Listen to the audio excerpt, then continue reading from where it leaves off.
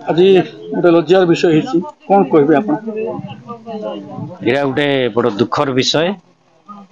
आम अंचल प्रथम थर घटना यार दोषी को निश्चित भाव में दंड दिहब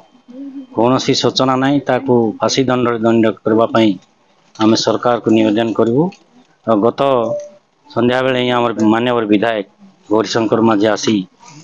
ये समस्त एसपी सहित कथबार्ता होती पुणी आम गोटे फैक्ट फाइंडिंग टीम महिला मोर्चा सभानेत्री सहित आम आसीचु बर्तमान एसपी पाखे जाकर विषय पुंखानुपुंख आलोचना कर महिला मोर्चा हिसाब से आज देखते कौन आसला भावना गोटे छोट छुआ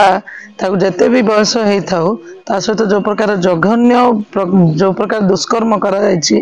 मु तो कहबी फांसी दंड ही होगा दरकार काउंटर कर मारदेवा दरकार मु जड़े आईनजीवी हिसाब से भी कहूँ काउंटर कर मारदेवा दरकार मानविकता ये किसी रही ना मनीष मनीष को विश्वास करना जिनस गोटे छोट छुआ से जो प्रकार अवस्था से पड़ी देखिकी बड़ दुख लगुच आम कौन भविष्य कौन आम बाहर को छाड़ू आम क्या विश्वास करके छाड़ू ताको तुरंत तार तदंत करी ताको फांसी दंड दि जाए। आपण कौन कहे मु आज माने जो प्रकार घटना घटी आमर एरिया रे प्रथम एमती घटना घटी जो प्रकार माने नाबालिका को दुष्कर्म करा ताको जीवन नहीं गला जी माने गुटे से शत्रु राक्षस थिला से समाज प्रति कलंक ताको एनकाउंटर करा जाऊ आ ताको दोषी को फांसी दंड दिया जाऊ। आपण महिला हिसाब रे आज्ञा किंतु प्रकृत रे आज जो स्थिति अच्छी आज न्याय ठीक न्याय न मिला कौन कर आमे आमर सरकार को निवेदन करूँ दोषी को दंड दि जाऊ आ समाज प्रति माने समस्त मन जो प्रकार मन रे भयभीत माने समाज प्रति नारी प्रति सम्मान दवाई आ पुरुष मान को पुरुष प्राधान्य देश में मु निवेदन करुच्ची नारी प्रति सम्मान दि जाऊ आ जो प्रकार दुष्कर्म करा जायछि से दोषी को फांसी दंड दवाई आमे सरकार को निवेदन करूँ। आपण कौन कहे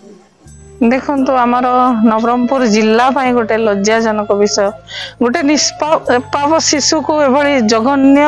अपराध होता संगे दुष्कर्म सहित मर्डर भी होती जहाँ बहुत निंदनीय घटना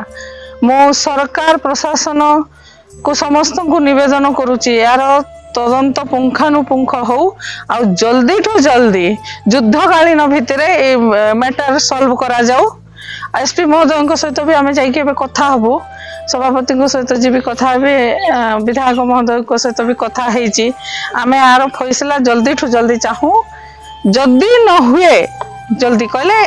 आम ही ताको किछि हेले काम करूँ आम हाथ को नबू आईन को एसपी सहित कथा हेबी।